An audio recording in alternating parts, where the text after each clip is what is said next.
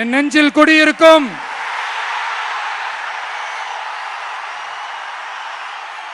கொங்கு மண்டல தங்கங்களே,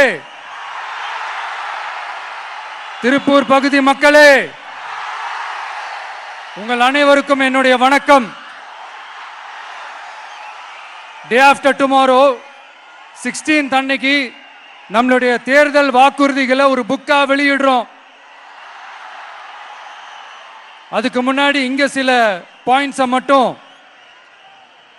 உங்களுக்கு படிச்சுட்டு போயிடுறேன். அதை மட்டும் கொஞ்சம் கவனமா கேளுங்க ப்ளீஸ் நண்பர்களே. ஓகே, ஆல் வெல் தேர், ஆல் வெல். பேசலாமா? கொஞ்சம் அமைதியா இருங்க ப்ளீஸ். நெசவாளர்கள், சிறு குறு நடுத்தர தொழில்கள் மற்றும் விவசாயிகள் மற்றும் காவல்துறையினர் சம்பந்தமான நம்மளோட அஜெண்டா சிலதை உங்ககிட்ட நான் படிக்கிறேன். ஒன்று, நெசவாளர்களின் தயாரிப்புகளை நேரடியாக சர்வதேச சந்தைகளில் விற்பனை செய்வதற்காக அரசுக்கு சொந்தமான ஒரு உலகளாவிய இ-காமர்ஸ் பிராண்ட் உருவாக்கப்படும். மேலும் முக்கிய நகரங்களில் வெற்றி தறி விற்பனை நிலையங்கள், ஷோரூம்ஸ் அமைக்கப்படும். இரண்டாவது, நிலையற்ற நூல் விலை மற்றும் மின்சார நெருக்கடி சுமையை பகிர்ந்து கொள்ள கைத்தறி மற்றும் விசைத்தறி வைத்திருக்கும் ஒவ்வொரு நெசவாளர் குடும்பத்திற்கும் ஆண்டுக்கு 30,000 ரூபாய் வங்கி மூலம் நேரடியாக நமது டிவிக்கு அரசு வழங்கும். மூணாவது, கைத்தறிகளுக்கான இலவச மின்சாரம் 500 யூனிட்டுகளாகவும்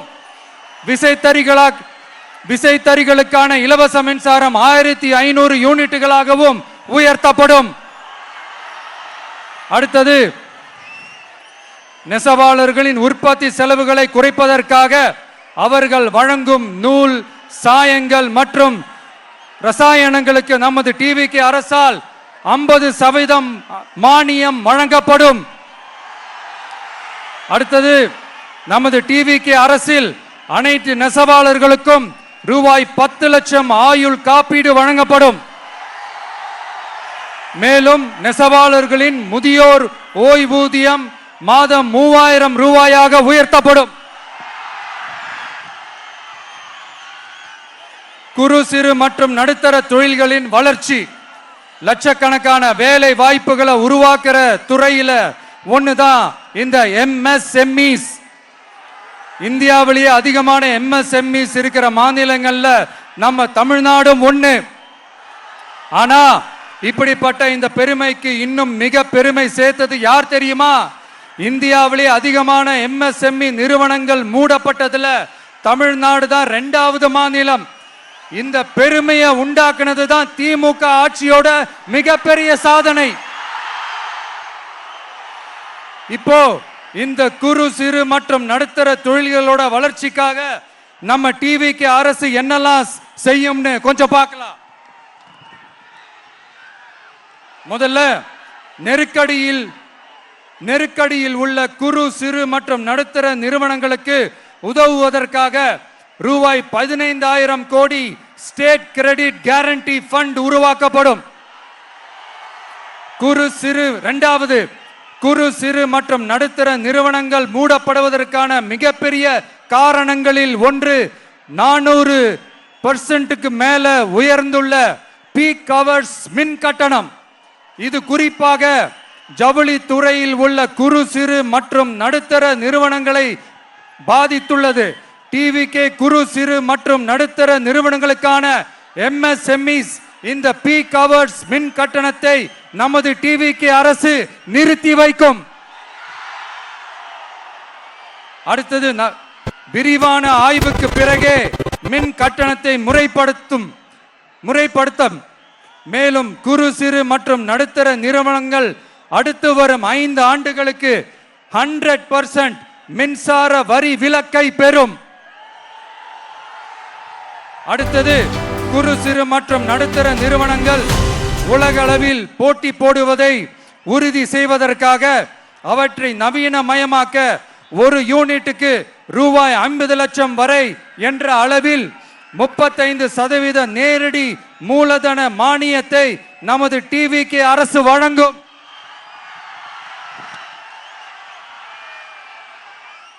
அடுத்து நம்ம எல்லாருக்கும் சோறு போடுற நம்ம தெய்வங்களான விவசாயிகளுக்கான அஜெண்டா கொஞ்சம் படிப்போமா?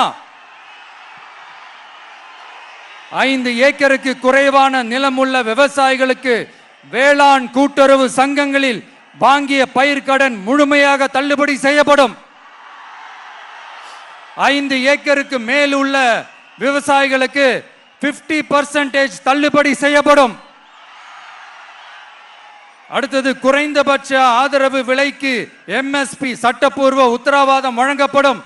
நெல்லுக்கு ஒரு குவிண்டாலுக்கு 3500 ரூபாயும் கரும்புக்கு டன் ஒன்றுக்கு 4500 ரூபாயும் வழங்கப்படும். உழவர்களின் தோழன் திட்டத்தின்படி குத்தகை விவசாயிகள் மற்றும் விவசாய தொழிலாளர்களுக்கு ஒரு குடும்பத்திற்கு ஆண்டுக்கு ரூபாய் 10,000 ரூபாய் அவர்களின் நேரடி முதலீட்டு ஆதரவு தொகையாக வழங்கப்படும். 100% பயிர் காப்பீட்டு திட்டத்தின்படி பயிர் பாதுகாப்பு உறுதி செய்யப்படும்.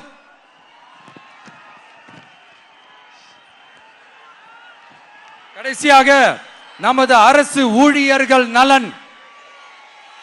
அரசு ஊழியர்களின் நலனுக்காக பழைய ஓய்வூதிய திட்டம் மீண்டும் வழங்குவது குறித்து நமது டிவிகே அரசு கனிவுடன் பரிசீலித்து மதிப்பீடு செய்யும். அடுத்தது 5 அல்லது அதற்கு மேற்பட்ட ஆண்டுகள் தொடர்ச்சியாக அரசு பணியை நிறைவு செய்துள்ள அனைத்து தற்காலிக ஆசிரியர்கள், செவிலியர்கள் மற்றும் எழுத்தர் பணியாளர்களை நமது டிவிகே அரசு பணி நிரந்தரம் செய்யும். 3வது, பதவி உயர்வுக்கு பணம் பெறும் கலாச்சாரத்தை நமது டிவிகே அரசு முடிவுக்கு கொண்டு வரும். அனைத்து அரசு ஊழியர்களின் இடமாற்றங்களும் வெளிப்படையான மற்றும் கால வரையறைக்கு உட்பட்ட முறையில் நடைமுறைப்படுத்தப்படும். 4வது, காவலர்களின் அடிப்படை மாத ஊதியத்தை 18,200 ரூபாயிலிருந்து 25,000 ரூபாயாக நமது டிவிகே அரசு உயர்த்தும். அதிக மன அழுத்தம் உள்ள பணிகளில் ஈடுபடும் காவலர்களுக்கு பணிப்படியாக மாதம் 1000 ரூபாய் கூடுதலாக வழங்கப்படும். காவலர் நலன் மற்றும் பணி நிபந்தனைகள் சட்டத்தை, அதாவது police welfare and working conditions act, நமது டிவிகே அரசு இயற்றும். அச்சட்டத்தின்படி காவலர்களின் பணி நேரங்கள் முறைப்படுத்தப்படும். அதிக பணி சுமை கொண்ட காவலர்களுக்கு வாரத்திற்கு ஒரு சுழற்சி முறை விடுமுறையை உறுதி செய்யப்படும். சலவை படியை, அதாவது வாஷிங் அலவன்ஸ் 500 ரூபாயிலிருந்து 1000 ரூபாயாக உயர்த்தப்படும். மேலும் மதுரை, கோயம்புத்தூர், திருச்சி, திருநெல்வேலி, சேலம் மற்றும் வேலூர் ஆகிய இடங்களில் காவலர் நல மருத்துவமனைகள் நமது டிவிகே அரசு நிறுவும். கடைசியாக பெண் காவல்துறை அதிகாரிகள் பாதுகாப்பு நெறிமுறை அல்லது பாதுகாப்பு பணிகளுக்கு பணியமர்த்தப்பட மாட்டார்கள். பெண் காவல்துறை பணியாளர்களுக்கென தனி ஓய்வறைகளும் நடமாடும் டாய்லெட் யூனிட்டுகளும் அமைக்கப்படும்.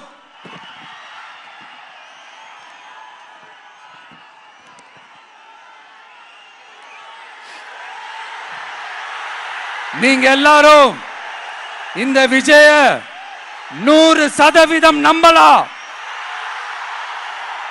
நான் உங்களுக்காக மட்டும்தான் வந்திருக்கிறேன். உங்களுக்காக நன்றி கடன் செலுத்துறதுக்காக மட்டும்தான் வந்திருக்கிறேன். போய் வாக்குறுதிகள் கொடுத்து நான் உங்களை ஏமாத்த மாட்டேன்.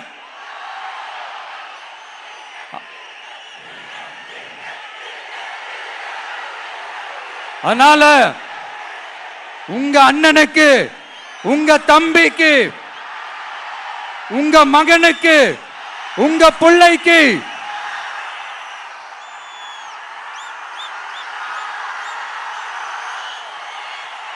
ஒரே ஒரு வாய்ப்பு கொடுங்க.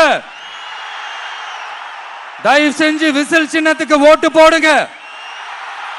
இது ஒரு விசில் புரட்சி தேர்தலா இருக்கணும். கான்பிடண்டா இருங்க, நல்லதே நடக்கும். வெற்றி நிச்சயம், வெற்றி நிச்சயம், வெற்றி நிச்சயம்.